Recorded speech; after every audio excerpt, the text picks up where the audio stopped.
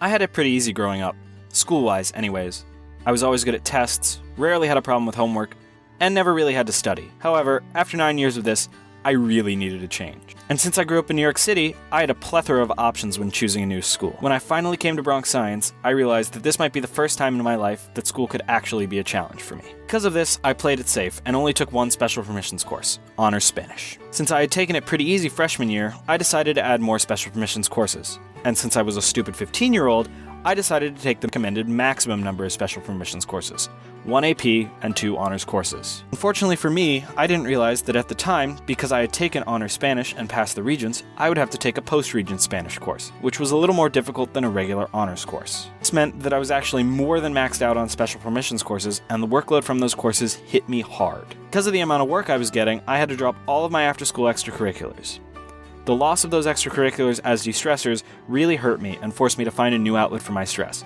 I unfortunately chose video games, specifically the first-person shooter, Team Fortress 2. I say unfortunately I chose Team Fortress 2 because I quickly became addicted to it.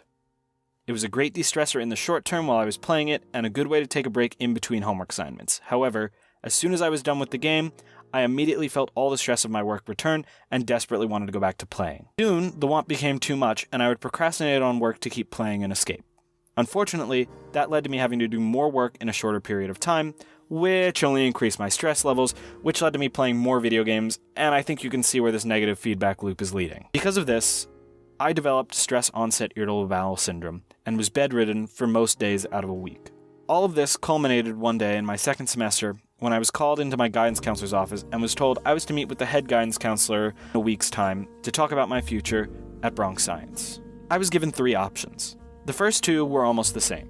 I could either be homeschooled or summer schooled and take the courses that I didn't do during homeschooling or summer schooling the next year. The third option was the most difficult.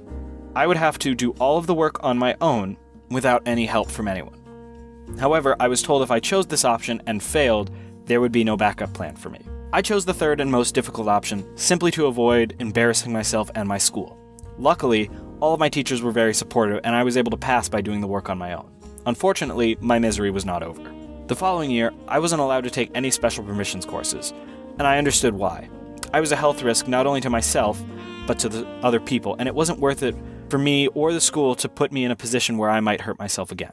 When it finally came time for me to choose a college, I was determined to not make the same mistake again. I chose Biggerton over another 4 years of a Bronx Science-like school because it's not only good for my academics, but for my health as well.